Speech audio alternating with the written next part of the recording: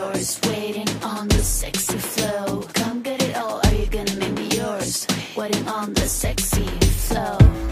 I'm trying not to think about. के बाद ज़ैन नहीं जा सकती।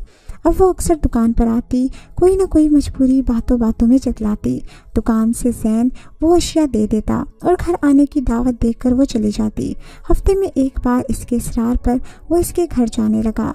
वो जब चाहता आसिया अकेली ही होती, बच्चे वगैरह कहीं नजर नहीं आते थे। एक दिन ज़ैन को बुखार हो गया और दुकान पर ना गया। 2-3 दिन तक दुकान बंद रही। जब तबीयत संभली, दुकान खुली तो पड़ोसी दुकानदार ने बताया कि एक औरत आसिया नामी आई थी और काफ़ी परेशान लग रही थी। मुझसे पूछा कि दुकान क्यों बंद है, खैरियत तो है? मैंने कहा मालूम नहीं, कह गई है कि जब दुकान खुले तो ज़ैन से कहना कि मुझसे रब्ता कर लें। इस पैगाम पर वो कुछ परेशान हुआ कि ऐसी क्या बात हो गई है कि पड़ोसी को पैगाम देकर गई है। शायद इसे पैसों की ज़रूरत हो या कोई मुश्किल हो। 4 दिन बाद दुकान खोली तो लिहाजा शाम तक वो दुकान पर रहा। फिर दुकान बंद करके वो सीधा आसिया के मकान पर गया। साथ कुछ राशन और ज़रूरत का सामान भी लेकर गया कि इसकी ज़रूरत होगी। दरवाज़ा बजाया, ना खुला। आवाज़ दी, आसिया मैं हूँ ज़ैन, दरवाज़ा खोलो। दरवाजे तक कदमों की आहट आई मगर दरवाज़ा ना खुला। तब ज़ैन ने ज़रा ज़ोर से दस्तक दी तो आहिस्ता से बोली, ज़ैन लौट जाओ, मैं कल आऊँगी। वो हैरत ज़दा लौट गया। सोचा जाने क्या बात है, दुकान पर पैगाम छोड़ा और अब दरवाज़ा भी नहीं खोल रही। अजीब।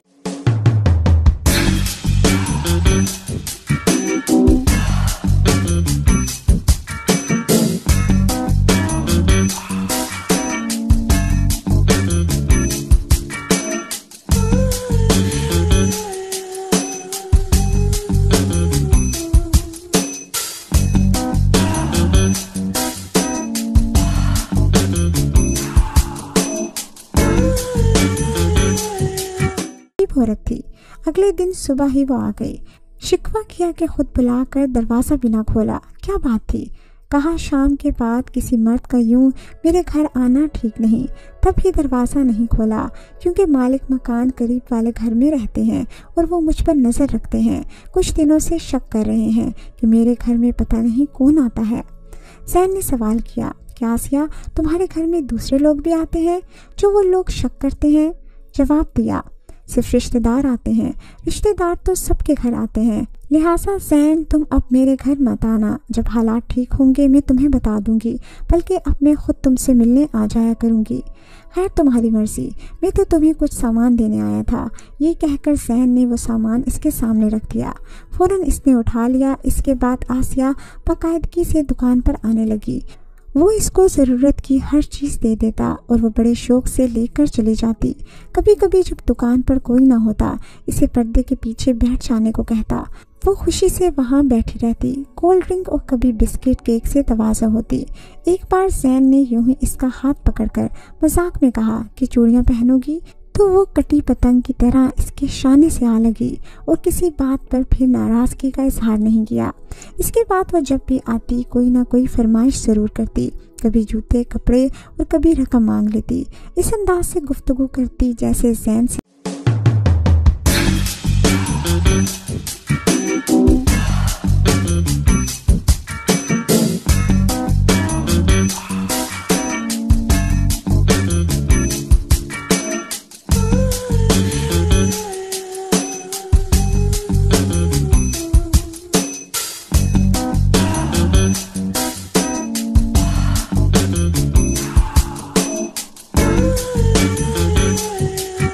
ज़्यादा चाहने वाला इस दुनिया में और कोई नहीं है।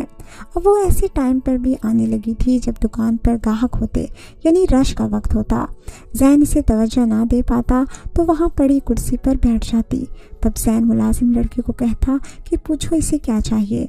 लड़का पूछता, वो अपना मकसद हासिल करके वहाँ से चली जाती। मज़े की बात यह है कि आसिया ने कभी कोई वादा ना किया, ना इज़हार उल्फत का मौका दिया। इसके बावजूद ज़ैन इसके हाथों लुटता रहा। अगर कोई त्योहार होता तो वो दिल खोल कर मांगती और जो चाहती वसूल करती। वो कुछ इस तरह अदाकारी करती कि मजाल है दूसरे को झूठ का गुमान हो। यूँ वो मेरे इस सादा लो कज़न को काफ़ी हद तक बेवकूफ़ बनाने में कामयाब हो गई। ایک دن کا ذکر ہے کہ وہ دکان پر آئی، ابھی بیٹھی تھی کہ وہاں زین کا ایک دیرینہ دوست آ گیا۔ زین نے آسیہ کو اپنے گھر کے اندر بھیج دیا۔ تب اس کے دوست نے پوچھا کہ زین تم اس کو کب سے جانتے ہو اور تمہاری اس سے کیسے دوستی ہوئی؟ ایسی عورتوں کو اپنے گھر نہیں جانے دینا چاہیے۔ زین نے مختصر سی بات بتائی تو دوست نے کہا یار ذرا ہوشیار رہنا کیونکہ یہ عورت اچھے چلن کی نہیں ہے۔ راشد کی یہ بات سن کر زین کو غصہ آ گیا اور کہا دوست بنو، رقیب کیوں بن رہے ہو؟ اس بیچاری نے تمہارا کیا بگاڑا ہے؟ راشد نے جواب دیا کہ فلاں وقت تم مجھ سے ملنے آ جانا، اس دھوکے باز کے سارے کرتوت تم کو معلوم ہو جائیں گے۔ اتفاق کی بات ہے کہ اگلے روز زین کا آسیہ کے مکان کی طرف نکلنا ہوا۔ یہ رات کا وقت تھا۔ دیکھا ایک مرد اس کے گھر سے نکل کر جا رہا تھا، اور سے دیکھا تو وہ بھی دوست تھا، ارشد کا بھی شناسا تھا، سلیم نام تھا اس کا۔ اسے دیکھ کر زین رک گیا اور بولا یار ادھر کہاں گئے تھے؟ اپنا ٹھکانہ ہے یار، روز ادھر آتا جاتا ہوں۔ کیوں؟ تم کیوں پوچھ رہے ہو؟